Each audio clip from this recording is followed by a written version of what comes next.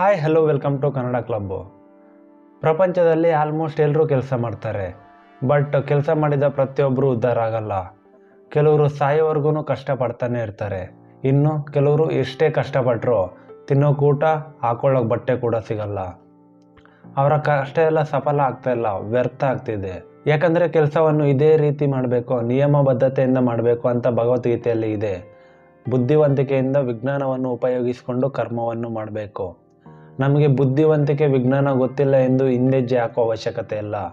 ನಮ್ಮಲ್ಲಿ ಅಪಾರವಾದ ಜ್ಞಾನ ಇದೆ, ಇನ್ಫಿನಿಟ್ ಜ್ಞಾನ ಇದೆ. ನಮಗೆ ಇಷ್ಟವಾದ ಕೆಲಸವನ್ನು ಟ್ರೂ ಪ್ಯಾಷನ್ನಿಂದ ಮಾಡ್ತಾ ಹೋದರೆ ಆ ಕೆಲಸದಲ್ಲಿ ಎದುರಾಗುವ ಸಂದರ್ಭಗಳು ಮತ್ತು ಪರಿಸ್ಥಿತಿಗಳಿಂದ ನಮ್ಮಲ್ಲಿ ಇರುವ ಅಪಾರವಾದ ಜ್ಞಾನ ಹೊರಬರುತ್ತೆ. ಆ ಹೊರಬಂದಿರುವ ಜ್ಞಾನವನ್ನು ಉಪಯೋಗಿಸಿಕೊಂಡು ಕರ್ಮವನ್ನು ಮಾಡಿದಾಗ ನಮಗೆ ಉತ್ತಮವಾದ ರಿಸಲ್ಟ್ ಸಿಗುತ್ತೆ. ಈ ಪ್ರಪಂಚದಲ್ಲಿರುವ ಜ್ಞಾನವೆಲ್ಲ ನಮ್ಮ ತಲೆಯೊಳಗಿಂದನೇ ಹೊರಬಂದಿದೆ. ಮನುಷ್ಯ ಮೊದಲು ಸೈಕಲ್ ಕಂಡುಹಿಡಿತಾನೆ. ಸೈಕಲ್ ಕಂಡುಹಿಡಿದ ನಂತರ ಒಂದು ಥಾಟ್ ಬರುತ್ತೆ. ಆವಾಗ ಬೈಕ್ ಕಂಡುಹಿಡಿತಾನೆ. ಬೈಕ್ ಕಂಡುಹಿಡಿದ ನಂತರ ಇನ್ನೊಂದು ಥಾಟ್ ಬರುತ್ತೆ. ಆವಾಗ ಕಾರ್ ಕಂಡುಹಿಡಿತಾನೆ. ಅದೇ ರೀತಿ ಪ್ರತಿಯೊಂದು ಕಂಡುಹಿಡಿತಾ ಬರ್ತಾನೆ. ನಮಗೆ ಇಷ್ಟವಾದ ಕೆಲಸವನ್ನು ಟ್ರೂ ಪ್ಯಾಷನ್ನಿಂದ ಮಾಡ್ತಾ ಒಂದು ಮೆಟ್ಟಿಲು ಹತ್ತಿದರೆ ಆಗ ಇನ್ನೊಂದು ಮೆಟ್ಲು ಹತ್ತುವುದು ಹೇಗೆ ಎಂದು ತಿಳಿಯುತ್ತದೆ. ಎರಡನೇ ಮೆಟ್ಲು ಹತ್ತಿದಾಗ ಮೂರನೇ ಮೆಟ್ಲಿಗೆ ದಾರಿ ಕಾಣುತ್ತದೆ. ಅದೇ ರೀತಿ ಪ್ರತಿಯೊಂದು ಮೆಟ್ಲು ಹತ್ತಿ ಸಕ್ಸಸ್ ಕಾಣ್ತೀವಿ. ಮನುಷ್ಯ ಹಲವಾರು ಕೋರಿಕೆಗಳಿಂದ ಕೆಲಸವನ್ನು ಮಾಡುವನು. ಕೆಲವರು ದುಡ್ಡುಗೋಸ್ಕರ ಕೆಲಸ ಮಾಡ್ತಾರೆ, ಕೆಲವರು ಫೇಮ್ಗೋಸ್ಕರ ಕೆಲಸ ಮಾಡ್ತಾರೆ, ಇನ್ನು ಕೆಲವರು ಪವರ್, ಅಧಿಕಾರಕ್ಕಾಗಿ ಕೆಲಸ ಮಾಡ್ತಾರೆ. ನನಗೆ ಗೊತ್ತಿರುವ ಒಂದು ಮತದವರು, ಅವರು ಸಮಾಧಿಗೋಸ್ಕರ ಕೆಲಸ ಮಾಡ್ತಾರೆ.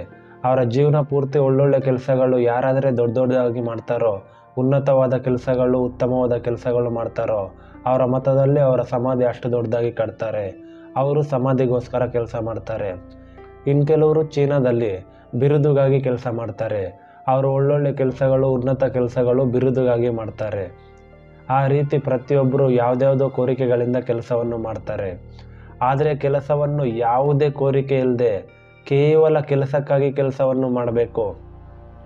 ದುಡ್ಡುಗೋಸ್ಕರ ಆಗಲಿ, ಫೇಮ್ಗೋಸ್ಕರ ಆಗಲಿ, ಪವರ್ಗೋಸ್ಕರ ಆಗಲಿ, ಬೇರೆ ಯಾವುದಕ್ಕೂ ಕೂಡ ಕೇರೆ ಮಾಡದೆ ಕೆಲಸವನ್ನು ಮಾಡಬೇಕು. ಕೇವಲ ಕೆಲಸಕ್ಕಾಗಿ ಕೆಲಸವನ್ನು ಮಾಡಬೇಕು. ನಮ್ಮ ಸುಖ, ಸಂತೋಷ ಎಲ್ಲವನ್ನು ಕೆಲಸದಲ್ಲಿಯೇ ಕಾಣಬೇಕು. ಆ ಕೆಲಸವೇ ನಮಗೆ ಸಂತೋಷ ಆಗಿರಬೇಕು. ಆ ರೀತಿ ಕೆಲಸವನ್ನು ಮಾಡಬೇಕು.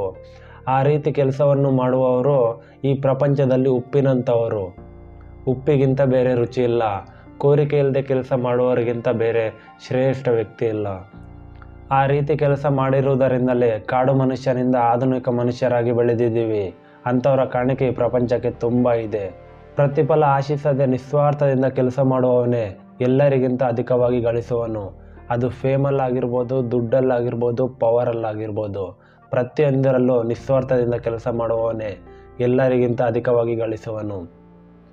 ನಮ್ಮೆಲ್ಲರ ಹೃದಯದ ಅಂತರಾಳಕ್ಕೆ ಗೊತ್ತು ನಿಸ್ವಾರ್ಥದ ಬೆಲೆ ಏನು ಅಂತ.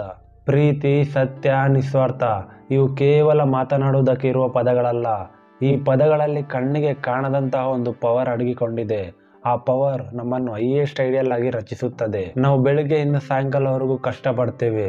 ಕಷ್ಟಪಟ್ಟು ಸುಸ್ತಾಗ್ತೀವಿ, ಟಯರ್ಡ್ ಆಗ್ತೀವಿ. ಅದರ ಅರ್ಥ ನಮ್ಮಲ್ಲಿರುವ ಎನರ್ಜಿ ಹೊರಹೋಗಿದೆ ಅಂತ ಅರ್ಥ.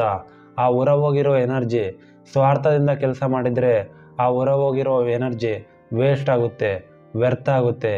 ಅದೇ ನಿಸ್ವಾರ್ಥದಿಂದ ಕೆಲಸ ಮಾಡಿದರೆ ಆ ಹೊರಗೋಗಿರೋ ಎನರ್ಜಿ ಪವರ್ ಆಗಿ ಕನ್ವರ್ಟ್ ಆಗುತ್ತೆ.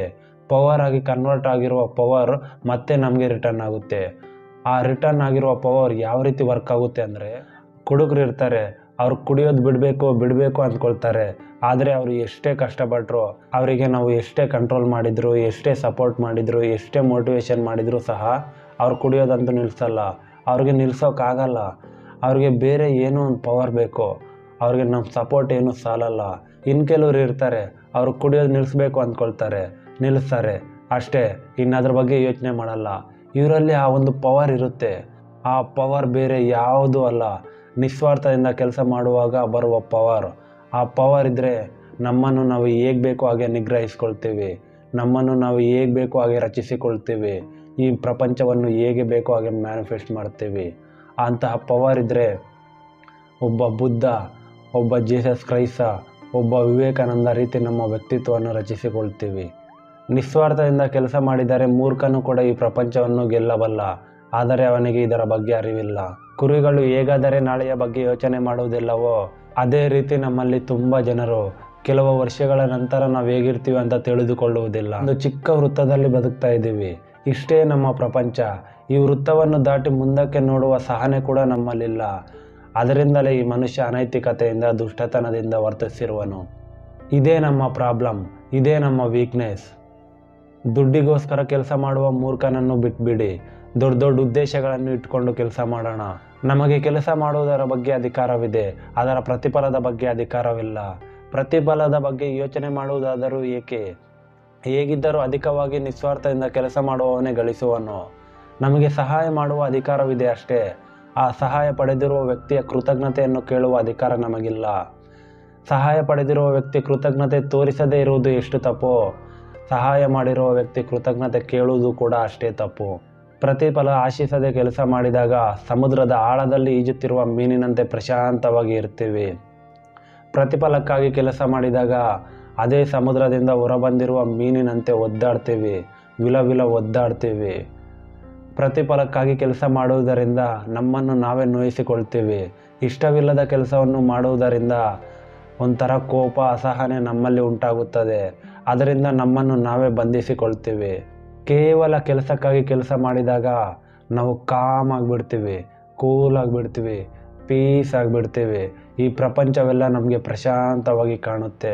ನಾವು ಎಷ್ಟೇ ದೊಡ್ಡ ನಗರದಲ್ಲಿದ್ದರೋ, ಜನಸಂದಣಿರುವ ರಸ್ತೆಗಳಲ್ಲಿ ಚಲಿಸಿದರೋ, ಟ್ರಾಫಿಕಲ್ಲಿ ಸಿಗಾಕೊಂಡಿದ್ದರೋ, ಹಾರನ್ಗಳ ನಡುವೆ ಇದ್ದರೋ ಅದ್ಯಾವುದು ನಮ್ಮನ್ನು ಪ್ರಭಾವಿತರಾಗಿ ಮಾಡುವುದಿಲ್ಲ.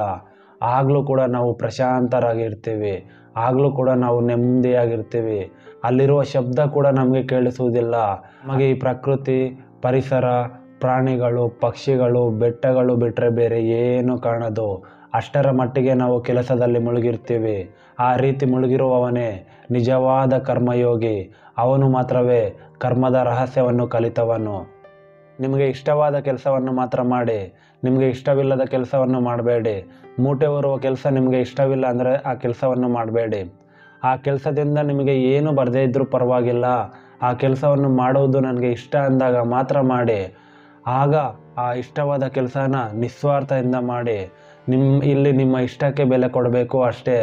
ನಿಮಗೆ ಆ ಕೆಲಸ ಏನಕ್ಕೆ ಇಷ್ಟ ಆಯಿತು ಅಂದರೆ ಜಾಸ್ತಿ ದುಡ್ಡು ಬರ್ತವೆ ಅಂತ ಆ ಕೆಲಸ ಇಷ್ಟ ಆಗಬಾರ್ದು, ಫೇಮ್ ಬರುತ್ತೆ ಅಂತ ಆ ಕೆಲಸ ಇಷ್ಟ ಆಗಬಾರ್ದು.